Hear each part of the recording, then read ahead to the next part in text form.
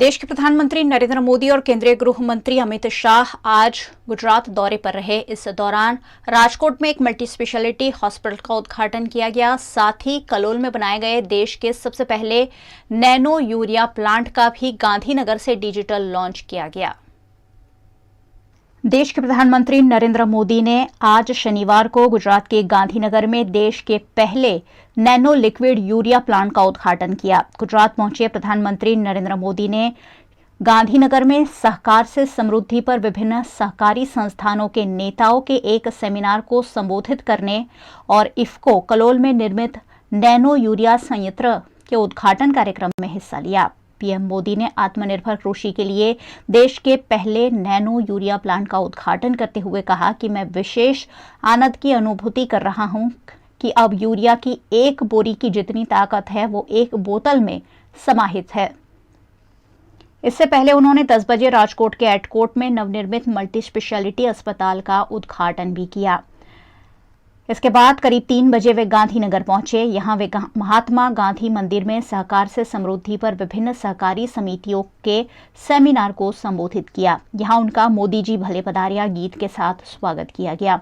इस दौरान पीएम ने विशाल जनसभा को संबोधित करते हुए कहा कि केंद्र में भाजपा के नेतृत्व वाली सरकार राष्ट्र सेवा के 8 साल पूरे कर रही है। आपको याद होगा कि अब से 8 साल पहले ही आपने मुझे गुजरात से विदा दी थी। मुझे गुजरात से गए हुए 8 साल हो गए हैं, लेकिन आपका प्रेम मेरे लिए बढ़ता ही जा रहा है। आज जब गुजरात की धरती पर आया हूं तो मैं सिर झुकाकर गुजरात के सभी नागरिकों का आदर करता हूं। गुजरात के एसटी विभाग की एक बस राजपीपला के एक गांव में दुर्घटना का शिकार बनी, जिसमें 59 लोग घायल हो गए। गुजरात में बेड़वाण से अंकलेश्वर की ओर जा रही एसटी बस हादसे का शिकार बनी। दरअसल नर्मदा जिला के समरपाड़ा सीधी गांव निकट बाइक चालक को बचाने के चक्कर में बस के चालक ने स्टीयरिंग पर काबू गुमा दिया और बस धमाके के साथ पेड़ से टकराकर पलट गई। इस बस में 58 यात्री सवार थे। इन सभी को छोटी बड़ी चोटें पहुंची है। बाइक चालक समेत 59 लोग हादसे में घायल हुए हैं। घटना की जानकारी पाकर जिला पंचायत के अध्यक्ष पर्युषा वसावा फौरन मौके पर पहुंचे और घायलों को 108 एम्बुलेंस के जरिए तत्काल डेडियापाड़ा के अस्पताल पहुंचाया। गंभीर रूप से घायल मरीजों को फौरन राजपीपला के सिविल अस्पताल रेफर कर दिया गया। हादसे में बाइक चालक गंभीर रूप से घायल हुआ है, जिसे वडोदरा के अस्पताल रेफर किया गया है। गुजरात के वडोदरा शहर में अक्सर अग्रणियों की प्रतिमाओं की देखभाल अच्छे से नहीं होने की शिकायत उठती रहती है, जिसके बाद अब सामाजिक संस्थाओं ने ये बीड़ा उठाया है। गुजरात के वडोदरा शहर में देश की आजादी और साहित्य और सामाजिक क्षेत्र में योगदान देने वाले महान पुरुषों की 41 जितनी प्रतिमाएं लगी हुई है, जिसकी कभी कभी कॉरपोरेशन द्वारा सफाई की जाती है। बार बार इन प्रतिमाओं के रखरखाव के अभाव का मामला सामाजिक संस्थाएं उठाती रही है। ऐसे में वडोदरा महानगर पालिका द्वारा इस मामले एक खास बैठक का आयोजन किया गया। इन प्रतिमाओं में से कुछ प्रतिमाओं को सामाजिक संस्था और युवाओं द्वारा गोद लेकर उनके रखरखाव की जिम्मेदारी ली गई है। इन संस्थाओं से जुड़े युवाओं का वडोदरा महानगर पालिका द्वारा सम्मान भी किया गया। विरल विभूति प्रतिमा दत्तक योजना ये एक पहल है जो बच्चों ने शुरू करी और एक जन पहल वडोदरा में बनी है, जहाँ वडोदरा के अलग अलग लोगों ने अलग अलग स्टैचूज अडॉप्ट करके हर हफ्ते उनका ध्यान रखना और उनका सत्कार करने का ये मिशन लिया है। ये स्टैचू के प्रोग्राम में कॉरपोरेशन की भी बहुत मदद रही और जो लोगों ने भी इसके जो लोगों के दिल में था ये काम करना कि जिन लोगों ने इस देश को दिया मान आ उन्हें दे सम्मान, इस नारे के साथ लोगों ने इन स्टैचूज को अडॉप्ट किया। स्कूल्स, बिजनेसेस, बिजनेस एसोसिएशंस, अलग अलग कॉम्प्लेक्सेस के एसोसिएशन, इवन गवर्नमेंट इंस्टीट्यूशंस ने इसमें कोऑर्डिनेट किया और ऐसे स्टैचूज को अडॉप्ट करके हर हफ्ते उनका ध्यान रखना, उनकी साफ सफाई करना, उनका सत्कार करने का मिशन उन्होंने लिया है। इंस्पिरेशन लोगों को, हम लोग जब इन लोगों के बारे में पढ़ते हैं और जब उनकी विरल विभूतियां अलग अलग जगहों पे स्थित है, उनको देखते हैं और गंदे दिखते हैं, तो अंदर से हमको मन में होता है कि हमें कुछ करना है। युवाओं को मैं एक ही बात कहना चाहूँगा कि जितना इस देश के लिए एक्ट करेंगे उतना ही देश में फायदा होगा। वडोदरा महानगરની અંદર આશરે 40થી વધુ મૂર્તિ વિવિધ વિરલ વિભૂતિઓની મૂકવામાં આવી છે। કેટલાક સ્વાતંત્ર્ય સેનાની છે, કેટલાકે શિક્ષણના ક્ષેત્રમાં કામ કર્યું છે, કેટલાકે સમાજ જીવનની અંદર પોતાનું અમૂલ્ય યોગદાન આપ્યું છે. આવા તમામ વિરલ વિભૂતિઓની મૂર્તિની નિયમિત સાફ સફાઈ થાય એના માટે વેદાંતભાઈ ઠક્કરને એમની ટીમ જે યુવા ગ્રુપ છે એના દ્વારા અલગ વિચાર કરીને અલગ અલગ સંસ્થાઓનો સંપર્ક કરવામાં આવ્યો. આ સંસ્થાઓના સંપર્ક થકી આજે કોર્પોરેશન અને એમની વચ્ચે MOU કરીને એ જવાબદારી મૂર્તિને સ્વચ્છતાની 1 વર્ષ માટે આ સંસ્થાઓ આ વ્યક્તિઓ ઉપાડશે એવું આજે નક્કી કરવામાં આવ્યું.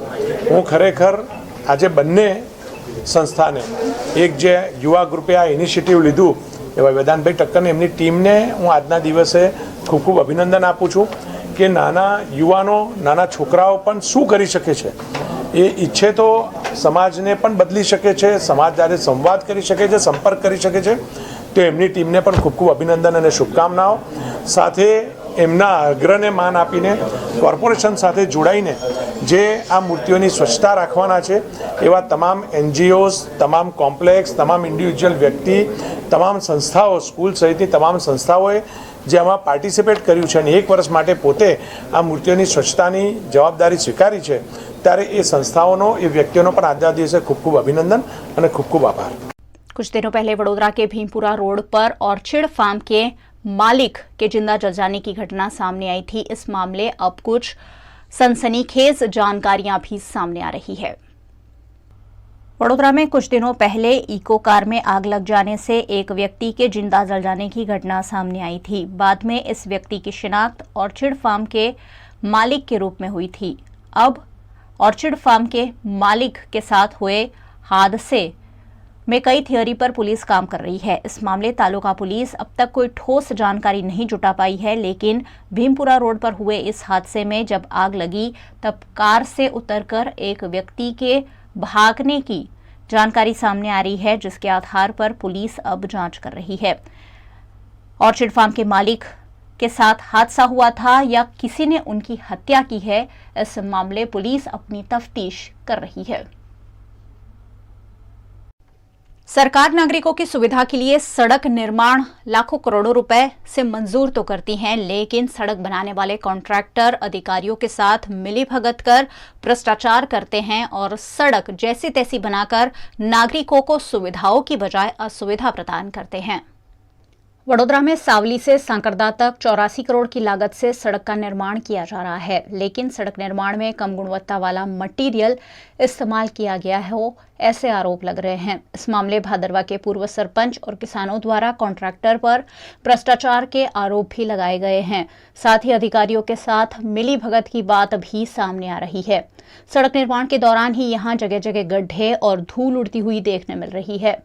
कलेक्टर को भी इस मामले आवेदन देकर अवगत कराया गया है.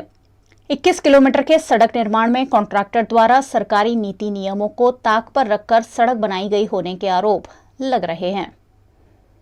ખેડૂતોની એક મુખ્ય માગણી રહી છે જે પ્રમાણે ન્યાય અને કાયદા કાનૂન રીતે જે માપ હોય, જે 7.5 મીટર સાકરદા છે જમણી અને ડાબી સાઈડ અને વચ્ચે ડિવાઈડર છે 1 મીટર છે, એ પ્રમાણની કામગીરી અમારા GR ભગત હાઈસ્કૂલ અને તેની સામે જોડે આવેલા ખેડૂતોની માગણી એ જ છે કે એ પ્રમાણે થાય તે જેથી કરીને ભવિષ્યમાં ખેડૂતોને પણ નુકસાન ના થાય અને જે સ્કૂલમાં બાળકો ભણી રહ્યા છે એમનું ભણતર પણ બગડે ના.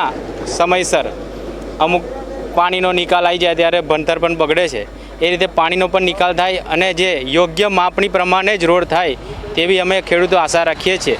ને અમે સરકારશ્રી ગુજરાતને અપીલ કરીએ છીએ અમે કે ચોક્કસપણે અમને ન્યાય મળશે તેવી આશા છે અમને ખેડૂતોને.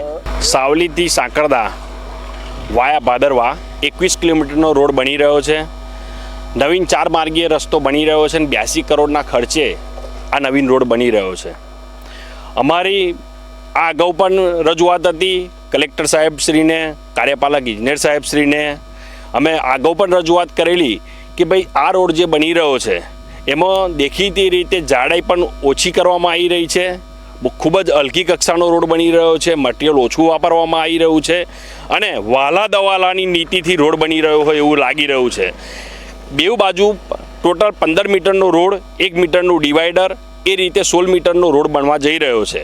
પણ એમાં અમુક માણસોનું વચ્ચે આવતું હોય, નાનો ખેડૂત આવતો હોય, સ્કૂલ આવતી હોય તો એની બાજુ દબાણ કરવાનું અને કોઈ મોટો ખેડૂત આવતો હોય તો એને બચાવી લેવાનો. એ નોટિસો પહેલાં પણ આપેલી છે, નોટિસનું અમલ કરવામાં નથી આવેલો અને વાલા દવાલાની નીતિથી આ રોડ બની રહ્યો છે. અને ફાવતા માણસને, નાનો માણસ હોય એને હેરાન કરવાનો, નાના માણસનું ધાક ધમકી આપી દબાણ કરી અને એના માટે જગ્યા ખુલ્લી કરી નાખવાની અને મોટા માણસની જગ્યા છોડી દેવાની, એવી રીતનો રોડ બની રહ્યો છે. તો આ રોડનો અમે સખત વિરોધ કરીએ છીએ કે આ રીતનો રોડ નહીં. સરકારના જે ધારાધોરણ છે, નીતિ નિયમ છે અને જે રીતે નીતિ નિયમ મુજબ સરકારશ્રીનો માપદંડ છે એ પ્રમાણે રોડ બને અને હલકી કક્ષાનું જે મટીરિયલ વાપરવામાં આવી રહ્યું છે આ રોડમાં, એ રોડની જાડાઈ વાપરવામાં આવે, એ રોડની થિકનેસ વાપરવામાં આવે. કારણ કે તમે અગાઉ જોયું છે એમ કે મંજુસરથી વડોદરાનો રોડ જે બન્યો, સાવલીથી વડોદરાનો, એક જ વર્ષમાં સમારકામ ચાલુ થઈ ગયું. એવો રોડ આ ના બને, આ રોડ વ્યવસ્થિત બને, સરકારના રૂપિયાનો પૂરેપૂરો ઉપયોગ થાય એવી અમારી માગણી છે.